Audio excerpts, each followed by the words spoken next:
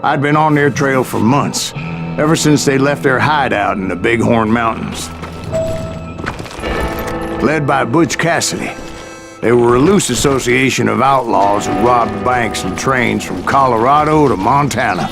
Among them was the Sundance Kid, and that murderous hombre I was tracking, Roscoe Bob Bryant. Were you a part of that giant Pinkerton posse after the Wild Bunch? No, boy. A circus like that would have slowed me down. Besides, I wanted Bryant all to myself. I'd heard about a large shipment of gold being transported to Wilcox, Wyoming on the Overland Flyer.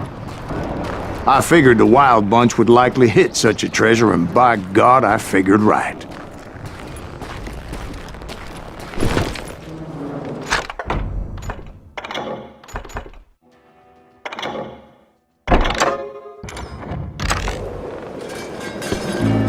They blew the bridge with the intention of forcing the train to stop. Well, I assumed the Wild Bunch was likely in the still intact part of the train high above, so I had no choice but to make my way up through the passenger cars dangling down. I was determined to make that sumbitch Bob pay for what he did to my brothers.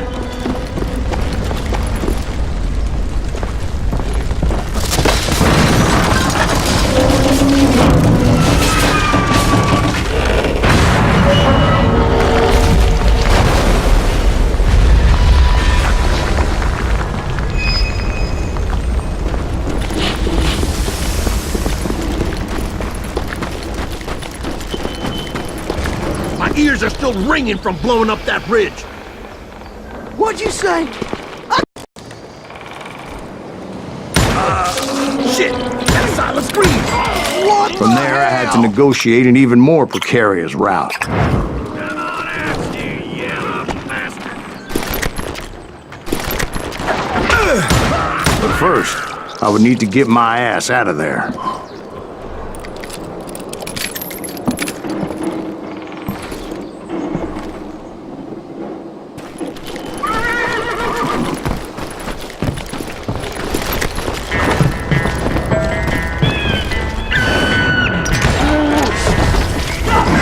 Jumped from the frying pan into the fire as the train was clearly fixing to fall.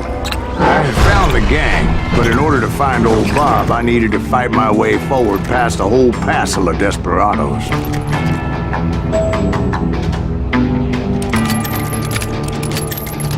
Outside, inside, any way I could, I made my way towards my prey.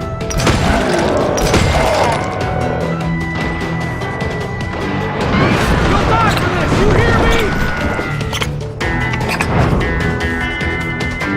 Die, you bastard!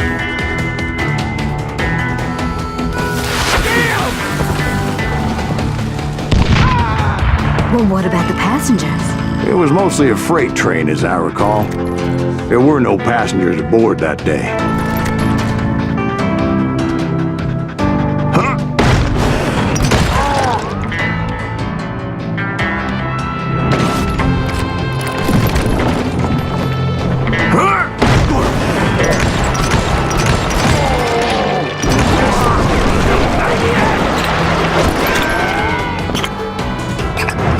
Goddamn law dog!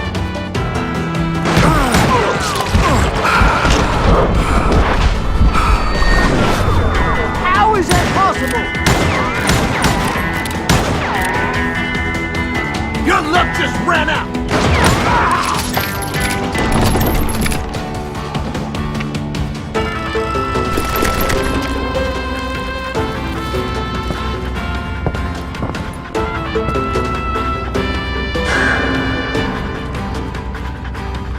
As I mentioned before, I am not fond of heights, but I was too busy dodging bullets to worry about falling to my death.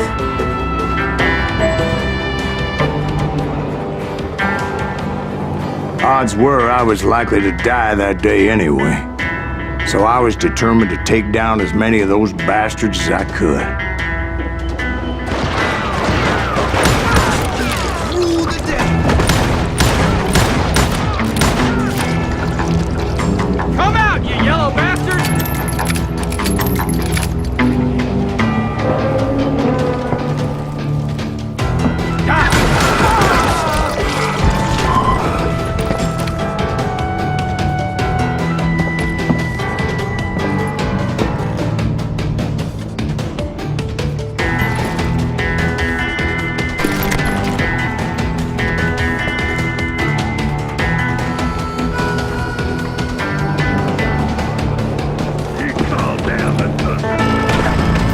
says it was like shooting ducks in a shooting gallery. The only difference is these damn ducks shot back.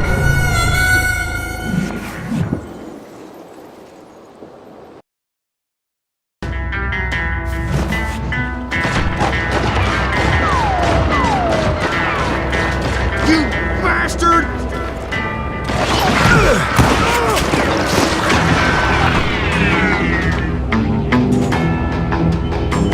You better hide! Dive for cover!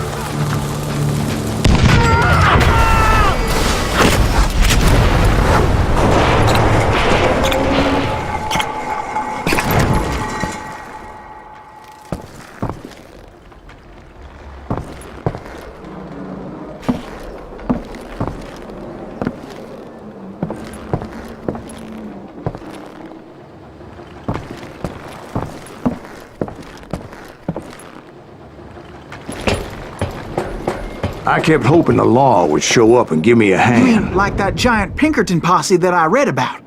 Did they come riding in, guns a-blazing to help?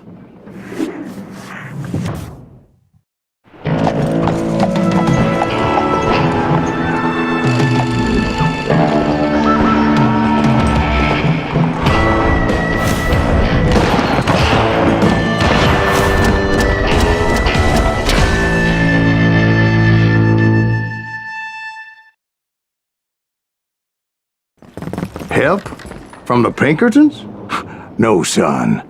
I had to fight the wild bunch all by my lonesome, as usual. Who the hell is that?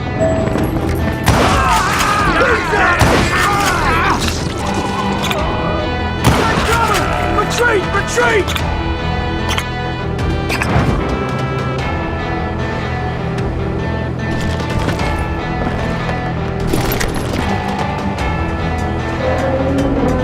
He's killing everybody! You ain't seen that. He'll kill us all! Now you really pissed me off! I'm gonna blow your damn head off!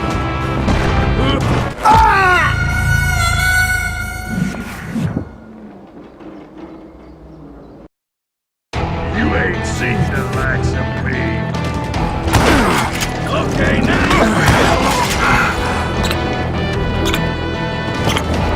And this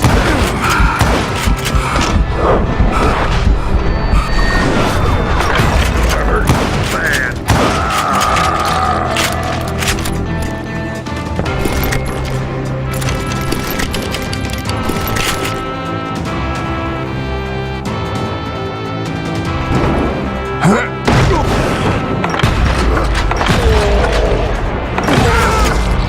Brother, I'm gonna make you pay.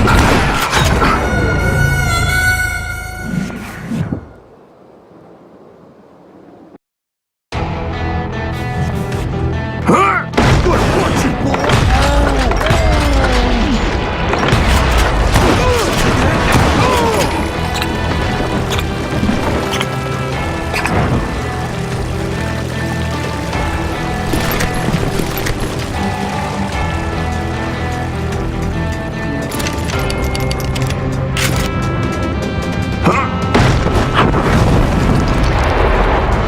My guess is those dime novels didn't portray this as it happened, did they?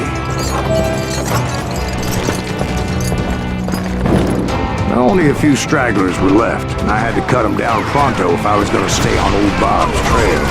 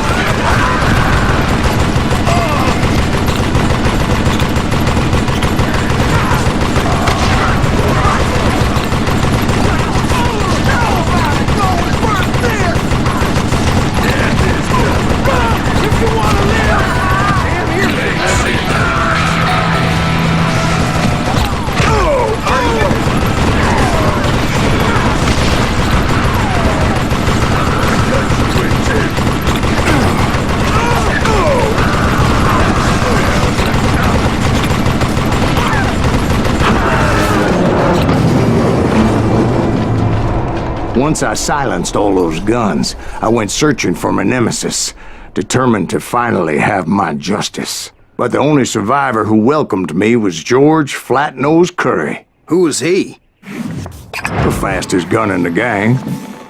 Right after Sundance, I mean. And Kid Curry, and maybe Elsie Lay. Though some folks might dispute that.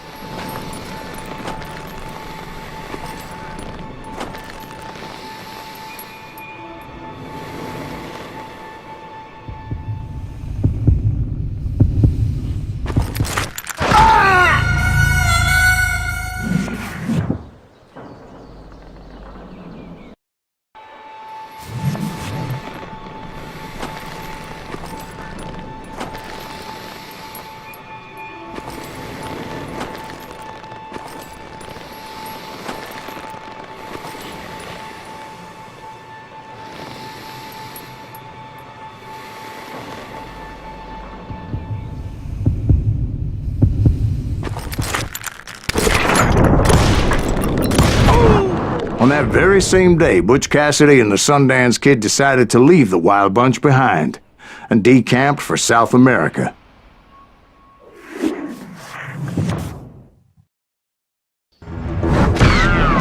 They ended up living down there for many years, but I'm sure you already know all about that.